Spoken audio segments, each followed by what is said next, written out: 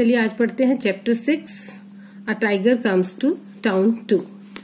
Sometimes a small problem becomes complicated because of a lack of proper information and communication। कभी कभी क्या होता है, एक छोटी सी प्रॉब्लम, छोटी सी परेशानी है, बहुत ही कॉम्प्लिकेट हो जाती है, बढ़ जाती है because of lack of proper information, मतलब सही जानकारी ना होने की वजह से, एंड सही कम्युनिकेशन, किसी को सही हम अपना मैसेज बात नहीं कह पाते, उसकी वजह से छोटी सी बात जो है परेशानी बड़ी परेशानी बन जाती है। दिस कैन ऑल्सो हैपन, ऐसा इसलिए भी हो जाता है due to an incorrect understanding, गलत समझदारी से, गलत समझ जाते हैं हम, किसी को सही नहीं समझते हैं, मिसअंडरस्टैंडिंग की वजह से ऑफ ए सिचुएशन, किसी परिस्थिति को हम मिसअंडरस्टैंड कर लेते हैं, उसकी वजह से भी ऐसा हो जाता है।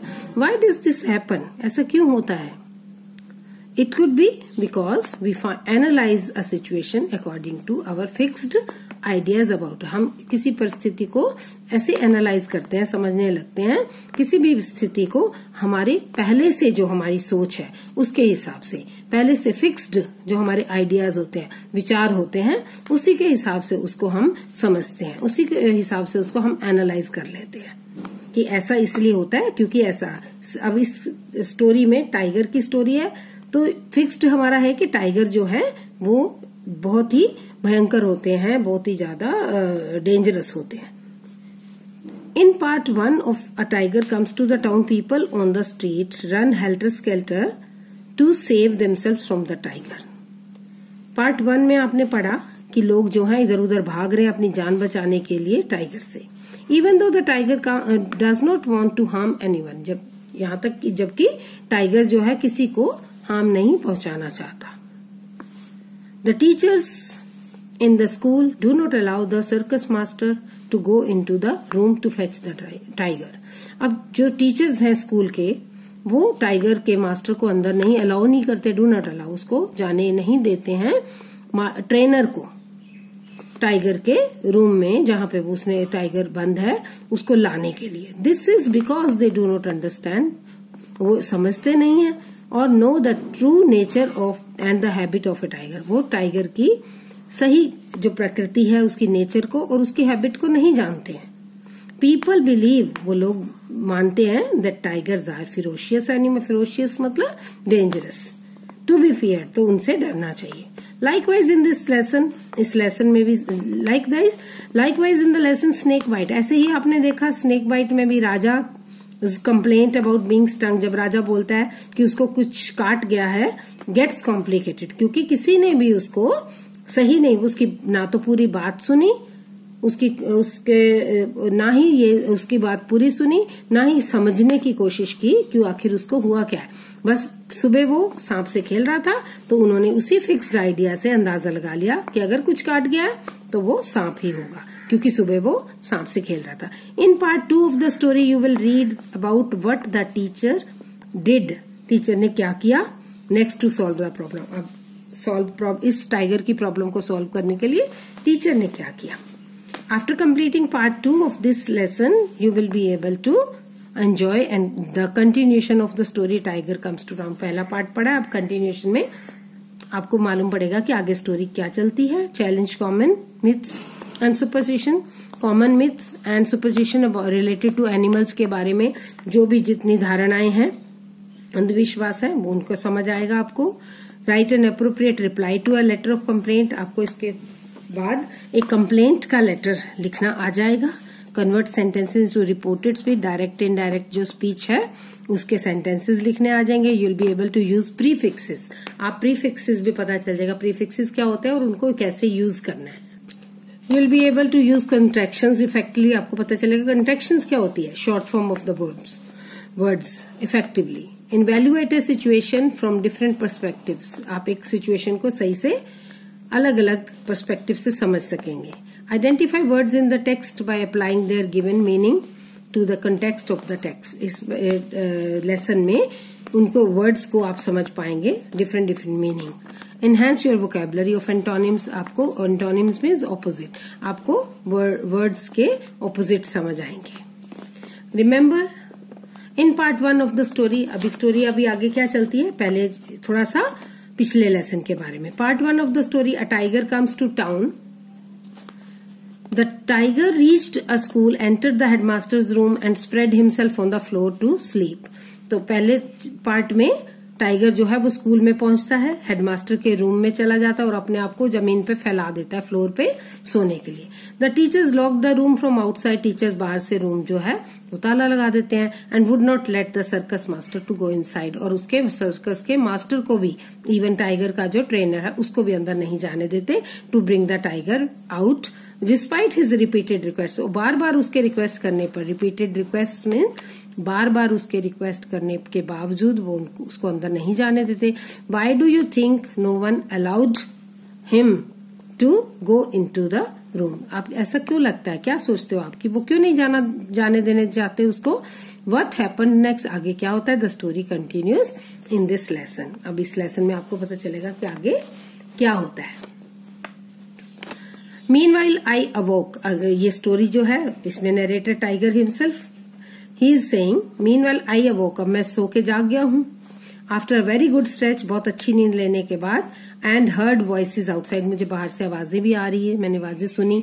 I looked up and saw, मैं उठा और मैंने देखा headmaster covering in the attic. Still जो हेडमास्टर है वो अंदर सहमा हुआ एटिक में, दुछत्ती में बैठा हुआ है। I stretched myself and rode, मैंने अपने आप को स्ट्रेच किया और अपने शरीर को खींच के ताना और आवाज की, जैसे फ्रेश होने के लिए उसने अपनी बॉडी को स्ट्रेच किया और एक जोर से आवाज निकाली। For no particular reason except that I felt alive, सिर्फ उसने अपने आप को तरोताजा करने के लिए, फ्रेश करने के लिए, किसी वजह से नहीं। The poor human being in the loft, जो लॉफ्ट में एटिक में हेडमास्टर था, पुअर ह्यूमन बेचारा, must have trembled at the moment, उस समय फिर डर गया होगा। I wished to assure him, मैं उसको एश्योर करना चाहता था, उसको सांत्वना देना चाहता था, उसको बताना चाहता था that I was not going to hurt him, मैं उसको नहीं हर्ट करने वाला नहीं हूं।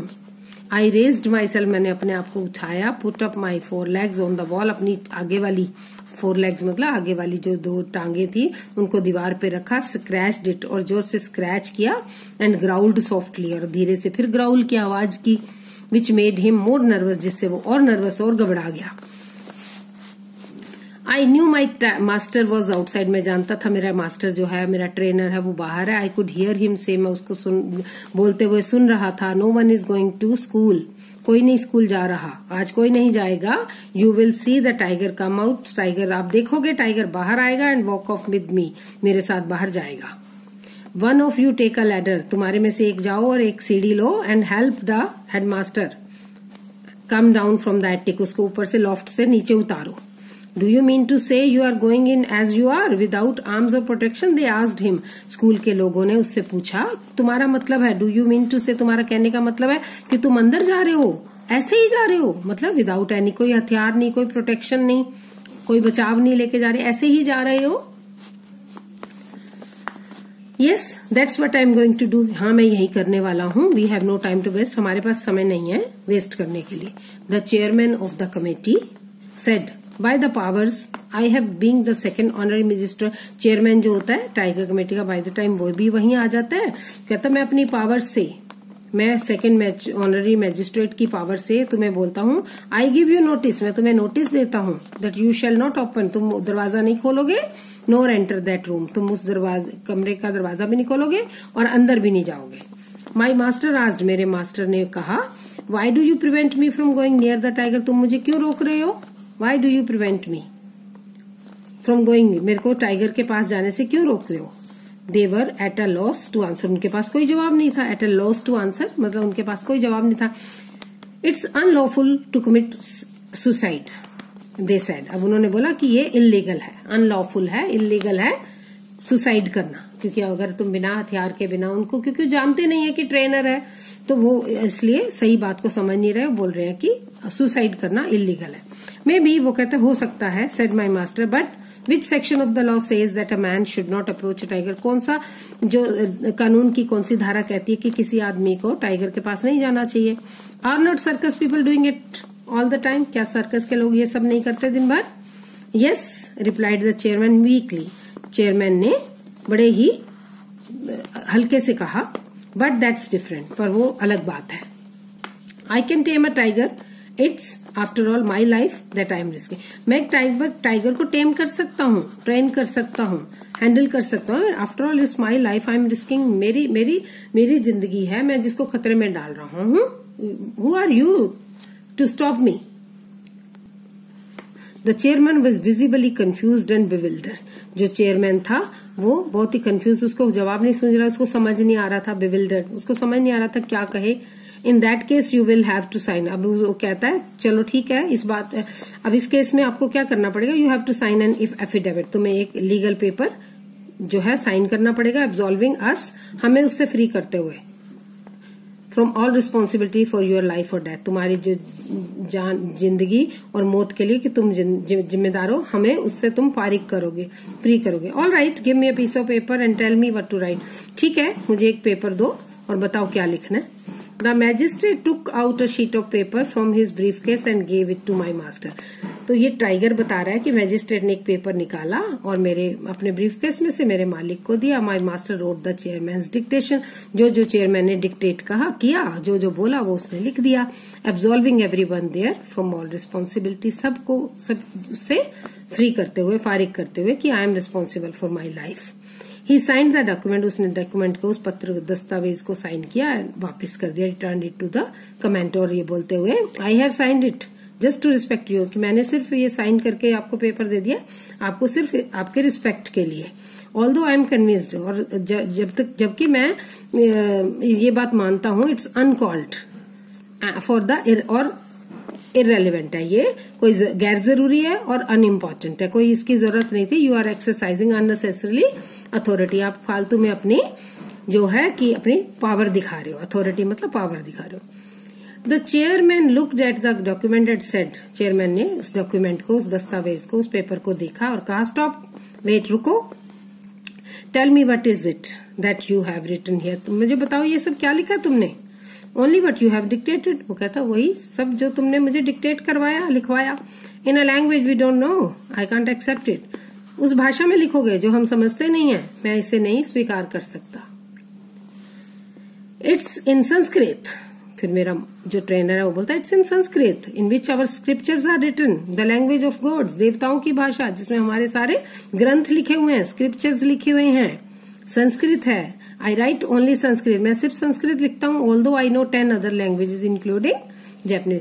कहता है मैं सिर्फ संस्कृत लिखता हूँ, जबकि मैं और भी 10 लैंग्वेजेस जानता हूँ, जिसमें जैपनीज भी आती है मुझे, पर मैं तो सिर्फ संस्कृत लिखता हूँ. Without further ado he put the key into the lock of the headmaster's. उसने आगे ज्यादा बातचीत न बढ़ाते हुए उसने क्या किया, चाबी को हेडमास्टर के रूम के लॉक में डाल दिया. Let's go now said my master. मेरे मास्टर ने मुझे कहा चलो चलें. You must realize that human beings. तुमने जरूर देखा होगा, तुमने महसूस किया होगा, for all their blessed and timid creatures. कितने बेकार में, कितने ही ये लोग फालतू में कितना गुस्सा करते हैं और कितने ही वीक लोग हैं, ये डरपोक लोग हैं. They are likely to panic when they see you. जब तुम्हें देखेंगे तो फिर पैनिक करेंगे, फिर डरेंगे. Don't look at them. इनकी तरफ मत देखना. तो उसके मालिक ने चलते हुए टाइगर से बोला लेट्स गो नाउ, चलो चले और इनकी तरफ मत देखना. तुमने ये जरूर महसूस किया होगा कितने वीक हैं, कितने कमजोर हैं, कितने डरपोक हैं ये लोग, और कितना गुस्सा करते हैं फालतू में, कितनी बात को बढ़ाते हैं, और जब तुम्हें देखेंगे फिर से पैनिक क्रिएट करेंगे. Don't look at them. इसलिए उनकी तरफ मत देखना. और लास्ट में फिर उसने that's the only way to maintain one's peace of mind. उसने फिर से टायर किया, फिर उसने टॉन्ट किया कि अगर किसी को, उसने सच्ची बात भी बोली कि अगर किसी इंसान को शांति चाहिए, पीस ऑफ माइंड चाहिए, तो डोंट लुक एट देम, मतलब इग्नोर करना. This is the only way, that is the only वे. अगर आपको शांति चाहिए तो अब हमें कुछ चीजों को इग्नोर करना चाहिए. तो this was the chapter written by R.K. Narayan. That's it.